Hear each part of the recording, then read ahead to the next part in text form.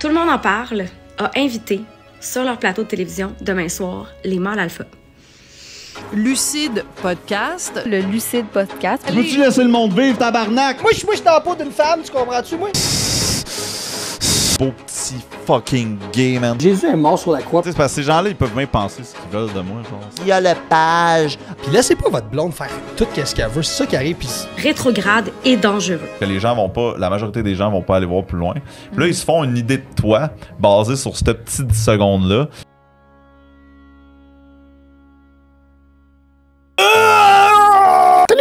Je sais pas si j'ai déjà utilisé la paire de couilles comme micro. On va le faire pareil. Moi, je tiens à vous dire, les boys, là, bonjour. Le gros défaut des gens en général, c'est qu'ils se fient sur un clip TikTok de 5,2 secondes. J'ai écouté toutes vos... Ben, pas toutes. Quasiment toutes vos calices de podcast. Fait que mon idée de vous autres est claire en tabarnak. Vous avez sûrement entendu parler de l'histoire de Tout le monde en parle. Dans le fond, on va faire un résumé. Le 10 novembre, il était supposé avoir Julien, Joël, du Lucide Podcast, puis Simon, le réalisateur du documentaire Alpha, pour montrer la montée du masculinisme au Québec. la femme doit se soumettre à l'homme comme l'homme se soumet à Dieu. Et là, il était invité à Tout le monde en parle, ceux-là. Et là, il est comme une sexologue. Je sais pas qu'est-ce qu'elle fait, vendre des dildos, là. Qui a décidé de faire une pétition pour pas qu'eux y aillent à Tout le monde en parle. Pour résilier l'invitation des personnalités dont les propos et les valeurs vont à l'encontre des droits des femmes. Puis là, cette pétition-là a comme fait le tour du web québécois. Ça leur a ramassé 28 000 signatures. Et là, Tout le monde en parle. Le fait, alright, on va enlever Joël de Tout le monde en parle, le gars du Lucide Podcast. Et on a remplacé Joël par un prof de sciences politiques. Puis moi, quand j'ai vu ça passer, je me suis dit, faut que je les écoute, ces gars-là. Pourquoi? Qu'est-ce qu'il y a une pétition pour pas que le monde y aille? Je veux savoir c'est qui. Fait que, c'est qui, ces gars-là? Le Lucide Podcast, c'est un petit podcast. Ah, il est petit en tabarnak. Ah, il est fuck out. Ils ont supprimé des vidéos. Qui est un débat vif sur les sujets controversés. Hein, comme la tentative d'assassinat de Pauline Marois. C'était stagé. On voulait la tirer. C'est la première femme qui était au pouvoir au Québec. Bon, c'est moi, les genres de stage de même. On n'a pas vraiment été sa lune. On y est même pas retourné. Je pense pas qu'on peut y aller. Les deux membres du Lucide Podcast, c'est Joël et Olivier. Joël, c'est un ancien... comment je peux dire ça sans qu'il y ait honte de lui? Un petit chubby qui a découvert la musculation. Quand j'ai commencé vraiment le bodybuilding, c'était à cause d'une rupture, là. J'étais comme, bon, regarde, je vais me remettre en shape puis tout ça. Puis c'était comme, tu sais, au début, c'était un peu de la vengeance, là, tu sais. Puis là, au passage, il a couché avec plein de filles. Il dit jamais le nombre. Je conseillerais personne de passer par le body count que j'ai, là, parce que, tu sais, ça te détruit un peu. Ton âme à l'intérieur. Mais ça se whiz, en a touché de la ploune. C'est que oui. C'est pas lequel de vous deux qui a pas été capable de bander parce que la fille était avait trop confiance en elle, hein? Ça aussi, c'est un clip qui a été pris hors contexte. Il est coach en dating. L'animateur promet d'apprendre aux jeunes hommes d'avoir du succès avec les femmes. Il est comme en couple avec cette blonde-là depuis comme 1 an et demi. J'étais marié jadis. Religieux conservateur. Puis juste une parenthèse sur la blonde à Joël. Parce que c'est quand même elle qui fait les shorts, puis elle fait une crise de bonne job, pour vrai. Parce que ça marche. Là, c'est Olivier, mi-trentaine, programmeur. Pas pire de ploune, lui aussi. Tu sais, moi, j'ai peut-être couché quoi avec peut-être 50-60 filles dans ma vie. Il a pas d'enfant. Joël aussi a pas d'enfant. Il fait une métaphore par rapport à sa vie, c'est moi je conduis un train, puis t'embarques dedans. Moi, je construis un train, toi, t'embarques dedans. Dans le sens de moi j'ai ma vie. Tu vas écouter ce que je te dis, t'embarques pas dans mon train, ben tu décalisses, puis je passe à la prochaine. Puis en passant une métaphore de marde. Parce que le but d'un train, c'est de débarquer plus tard pour se rendre à destination et pas. Fait qu'en théorie, ta métaphore, c'est et là les filles, embarquez avec moi là, profitez de moi, puis une fois que vous avez ce que vous voulez, ben décalissez. Olivier, je l'aime vraiment pas, là, c'est le pire des deux, là. Joël, au moins, il a l'excuse d'être religieux. Toi, moi, on se dévoue à Dieu. Pour avoir écouté leur podcast de fond en comble, je peux affirmer qu'ils sont pas misogynes. T'attendais pas à ça, tabarnak, hein? Ils détestent pas, haïssent pas les femmes. Ils aiment leur mère, ils aiment leur blonde. Pour eux autres, un homme c'est de même, une femme c'est de même. C'est tout. Le rôle d'homme, comme je viens de l'expliquer, c'est lui qui donne la fessée, même si c'est pas tant...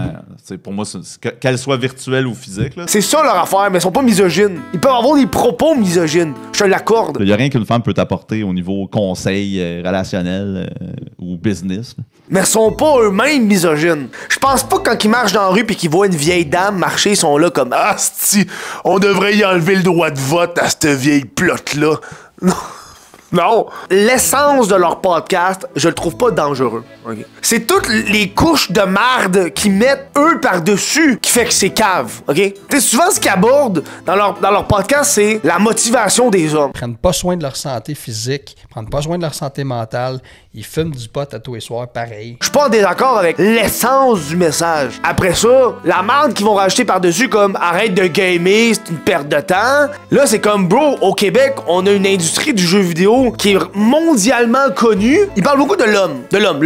Oh, c'est un podcast qui est misogyne, blablabla, parce qu'ils parlent beaucoup de l'homme. Des hommes. Moi, je suis pas surpris que ce podcast-là existe, first of all. Je sais pas dans quelle planète la gang vous vivez, là. C'est juste un retour du balancier, là. Il y a des podcasts super féministes. Le fameux backlash masculin. Là, après ça, les gens sont surpris quand ils voient que le contraire qui embarque, que des podcasts pro-hommes. C'est comme la version féministe des hommes. Des hommes, exact. Ah oui, mâle! C'est une réponse directe à l'autre sorte de podcast. Moi, je suis un homme, OK? Puis j'ai parlé à d'autres hommes. Puis voici la réalité de mon petit parlage d'hommes. Il y a beaucoup d'hommes qui se sentent en ce moment dans la société actuelle inutiles, voire pas valorisés du tout. Dans le documentaire Alpha, là, il y a des jeunes hommes qui disent... Des fois, on dirait que la femme est devant, l'homme reste derrière. Ça, c'est la nouvelle génération qui ressent ça. On se fait dire de plus en plus qu'il faut parler de nos émotions. Fait que quand les gars ils disent ça ouvertement de je me sens pas valorisé dans la société, souvent ils se font dire femme ta gueule, t'es juste un homme, on est dans le patriarcat, pis d'autres hosties de termes. Un inconnu homme hétéro, je pars avec je t'aime pas. C'est pas moi aussi qui a enlevé les terres aux autochtones. Pourquoi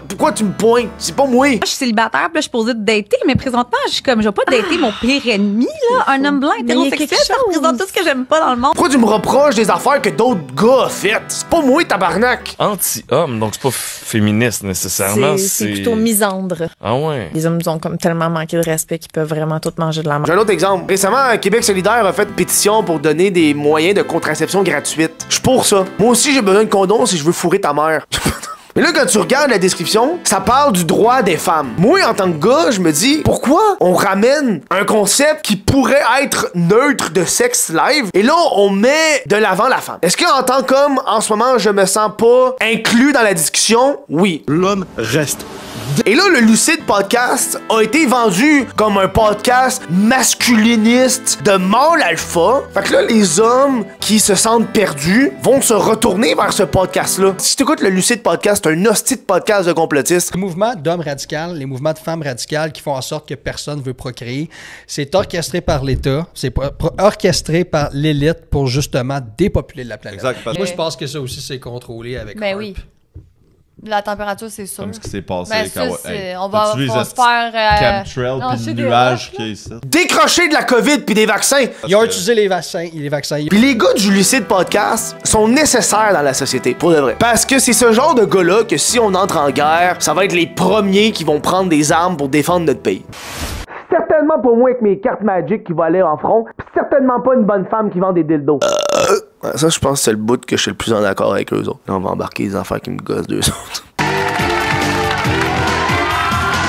Ils font beaucoup la promotion des valeurs traditionnelles. La femme au foyer qui s'occupe des enfants, du ménage, et l'homme pourvoyeur qui doit protéger sa famille, aller ramasser de l'argent. Je suis pas en désaccord avec l'essence, encore une fois. Si c'est la vie de couple que vous voulez, ben, ayez-la, man.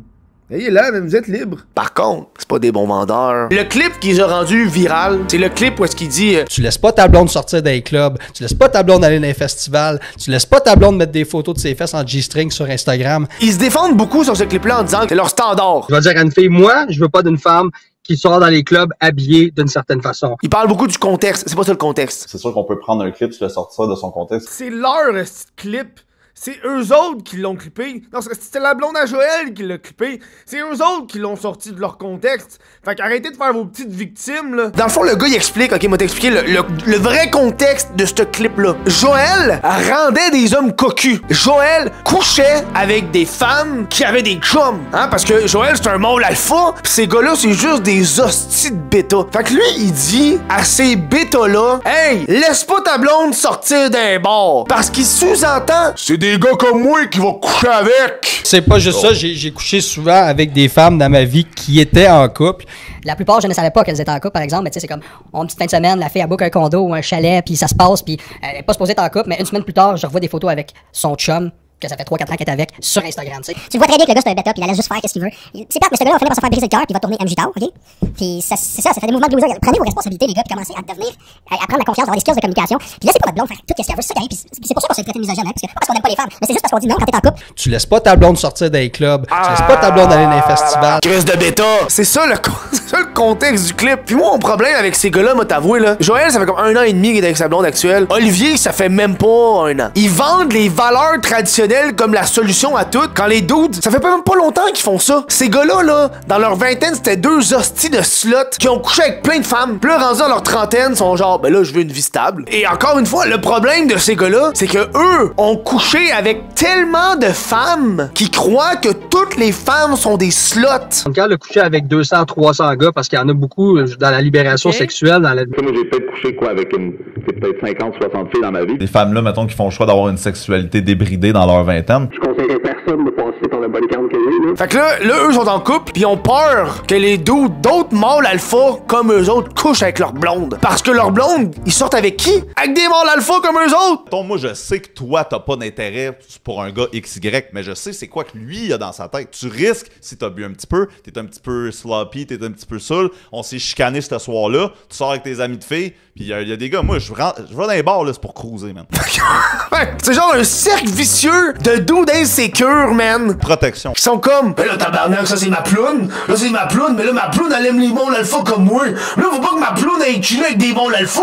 Parce que ma ploune va vouloir coucher avec des mâles alpha comme moi. Parce qu'un mâle alpha, moi, on va pas donner bêta, tabarnak. Les mâles alpha, ma ploune aime les mâles alpha. On va pas été sa lune. Encore une fois, l'essence de leur valeur traditionnelle, fine. Mais après ça, quand ils chialent sur le divorce. Ne vous mariez pas légalement, parce que aussitôt que vous vous mariez légalement, vous savez que le système légitime favorise la femme dans un divorce, right? Le deal dans votre couple traditionnel, c'est qu'elle, elle travaille pas, puis toi, tu travailles. Ton argent, c'est pas ton argent, c'est votre argent. C'est pas que je vais jamais écouter ma blonde si elle a quelque chose à me dire, mais à la fin de la journée, comme c'est moi qui ramène l'argent, c'est moi qui paye tout parce que je fais quand même de l'argent dans la vie. Ben, si j'ai une shot à caler, on peut en discuter. Là, je suis pas comme un dictateur non plus, sauf que c'est moi qui va trancher pareil. 50% de cet argent-là est à elle. Ils veulent les bienfaits d'une situation de couple sans nécessairement les conséquences qu'il peut avoir. Moi, je suis complètement en désaccord avec la pétition d'avoir retiré Joël, tout le monde en parle. Là. Pour moi, c'est une censure flagrante de la liberté d'expression. Là, je sais que le monde va dire, ben là, Kev, pas la liberté d'expression, là, de pas aller à la télévision pour dire ce qu'on veut. On a invité quelqu'un pour lui donner le droit de parole, qui est un citoyen, hein, qui a le droit de vote, qui paye les impôts, à la télévision publique nationale. Et là, les gens ont dit, je ne suis pas d'accord avec ce que tu dis, tu n'iras pas parler. Pour moi, c'est de la censure. Puisse penser même offrir une tribune à des gens qui ont des discours complètement régressifs. Mais ils vont être capables de faker des vaisseaux spatials dans le ciel, là, puis nous autres, on va penser qu'on est attaqués, puis là, ben, il va falloir qu'on se rassemble sur un seul gouvernement. Pour moi, la liberté d'expression, c'est primordial. Et le plus difficile, dans des cas comme ça, de piler sur tes convictions idéologiques pour le bien de la liberté d'expression. Je suis pas d'accord avec ce gars-là. J'aime pas ça. Ah, mais là, il y a ses podcasts pour parler de ce qu'il veut, puis ici, puis ça. Tout le monde en parle, a reçu Raël, le leader d'un culte, d'une secte, qui endoctrinait des gens pour voler leur argent. Calissement plus dangereux qu'un ticoun qui est comme les plots. Ces gars-là sont personne, first of all. Ils sont legit une crotte qui flotte dans un océan, puis de temps en temps, il y a un poisson qui vient... Leur Patreon leur donne même pas le budget de s'acheter un Holdwell Bosching 1090 05609 1090 5609 compatible with JCB 30.05 mm IDX 34.12 mm ODX 30 mm L. Tabarnak! Ils ont même pas les moyens de s'acheter ça! Un Holdwell de...